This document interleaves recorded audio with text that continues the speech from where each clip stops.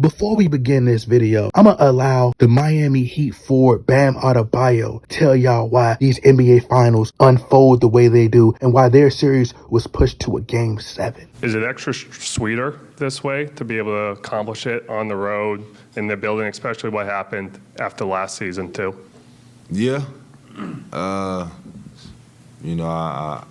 wish we didn't go to a Game 7, but that's the way the script was written. That's the way the script was written. That's the way the script was written.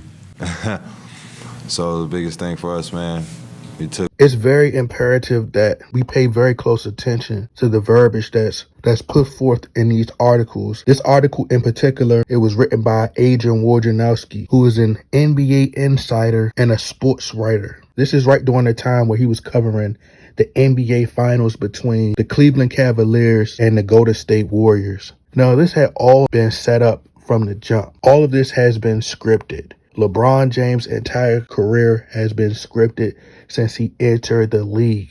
LeBron James had to have his overcome moments, failing, then succeeding. That's what made the story more compelling. When you lose and you continue to lose, you continue to get beat. It's the underdog story. You're rooting for the success, battling and overcoming adversity. Just think, had LeBron James not lost in 2015, it wouldn't have set up 2016. Even Wikipedia reveals to you the script. They tell you the script. So LeBron James, he kept coming up short.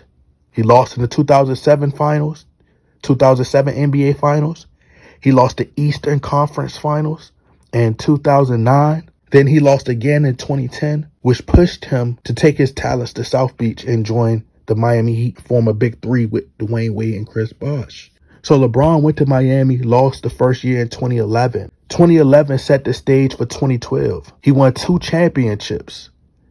Then he lost to the San Antonio Spurs. Once he lost to the San Antonio Spurs, just imagine if he defeated the San Antonio Spurs the second time. If he would have beat the San Antonio Spurs twice, then what need would it have been for him to go back to Cleveland and to be able to come back from being down 3-1? That never happens if he stays in Miami, because as Rich Paul said, then he would have probably tried to go for a 3rd championship. So all this is happening by design. It's all being orchestrated. LeBron James' script was given to him before he ever touched the basketball. So he decides that he wants to go back home. And now all of a sudden he wants to bring a championship to the Cavs. It was perfectly designed the way LeBron James' contract was structured. His deal was scripted to end at a certain point in time. That way he could go back to Cleveland. He loses in 2015. 2015 sets the stage for 2016. So Kyrie Irving, Kevin Love gets injured. Kyrie Irving and Kevin Love injuries were scripted to happen. Without those injuries, the storyline is mute. It doesn't fit the script. It doesn't fit the script for 2016. Then it doesn't fit the script for 2017, 2018. That led LeBron James to join the Los Angeles Lakers. This will confirm the injuries is scripted. A football player by the name of Arian Foster spoke on this before. But to make this more relatable to basketball, I'm going to let Luke Longley, who is a former Chicago Bull who played alongside Michael Jordan, whose career was also scripted. And I'm going to do a video on Michael Jordan as well to tell you how his injury was a scripted nightmare. Correct me if I'm wrong, but my feel is that you leaning into your accomplishments and your legacy in your career has not been something that you've been too keen on doing. Is that right? And has something changed there where you've decided there is value in a lot of ways in me leaning into this sort of thing and making sure people are aware and sort of abreast of like the stuff that you've done? So candidly, my career ended. The ending of my career was a scripted nightmare. The ending of my career was a scripted nightmare. The ending of my career was a scripted nightmare. Like, I had a miserable end of my NBA career. I had an ankle that was degenerating and had a couple of bad years in Phoenix. Then as it was exploding, basically I was in New York, not able to really train. And I guess coming out of Chicago, where it had been such a, sort of a basketball utopia sort of a situation where we're winning and and to have my body break down at the same time and not be able to play well. It sets the stage for 2016. Now everybody wants to watch because Kyrie Irving is healthy. Kevin Love is healthy. It's a perfect storyline. LeBron James come back from being down 3-1. Draymond Green gets suspended. All this drama is being created. Adrian Wojnarowski, subliminally, he hinted that it was scripted. This is what Adrian Wojnarowski says. It says, per Yahoo Sports, how LeBron James is writing the greatest NBA final story ever told. Now, remind you, the story hasn't even been told yet, but they already know the ending. Basically, what Adrian Wojnarowski is saying, without saying, is that LeBron James is creating these moments so that it's going to be the greatest story once he comes back down 3-1 next season. This article was written June 10th, 2015, Cleveland. They're wandering the corridors of Quicken Loans Arena in a state of bewilderment. The ownership partners and front office executives of these Cleveland Cavaliers trying to process the magnitude of this moment. Halfway home in these NBA finals, and LeBron James has transcended everything again.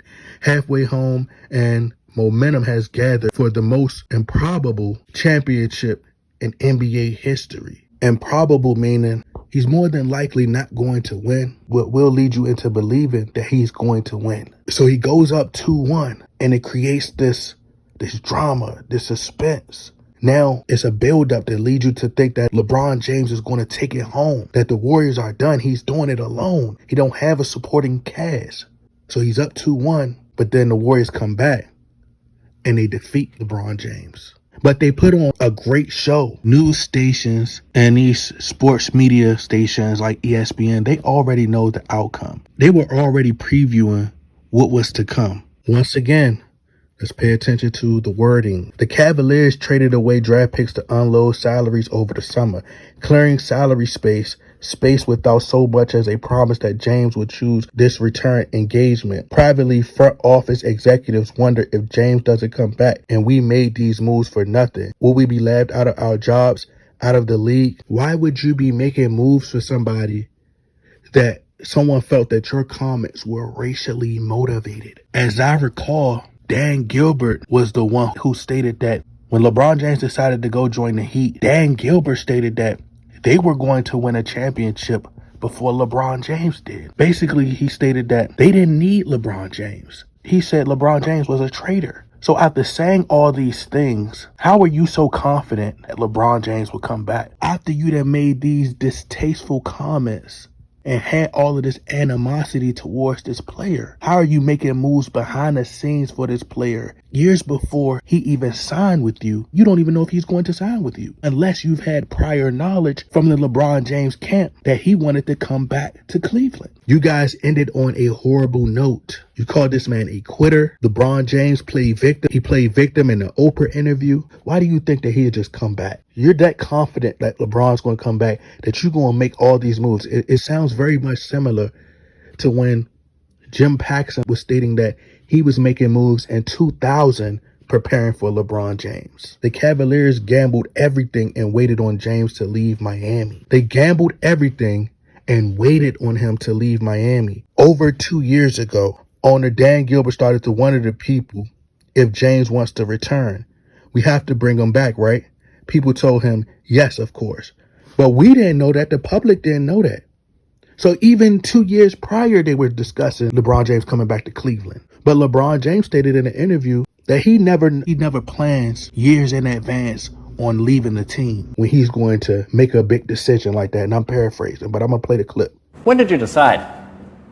I think I decided this morning. I decided this morning. I went day to day on, I wake up one morning as this team. I wake up another morning as this team. So was LeBron James actually behind the scenes putting pieces together and getting word back to Dan Gilbert that he may have interest in coming back? Or did LeBron James just knew his script was coming to an end and it was that time to go back to Cleveland? What confirms and validates my theory, I just read an article by the Mercury News. The name of the article is titled, "You Couldn't Create a Better Script for the Warriors Cavaliers Trilogy." It says, if you could script the first NBA Finals trilogy in history, which is what the Warriors and Cavaliers have now created, you probably want to include the best player of the era right around the exact moment in time that he's generating reasonable best player ever. 3 years back in Act 1, the Warriors capped off a 67-win season with a title over the wounded Cavaliers. In Act 2, the Cavaliers rose from an impossible 3-1 finals hole, exactly as you would expect a trilogy to script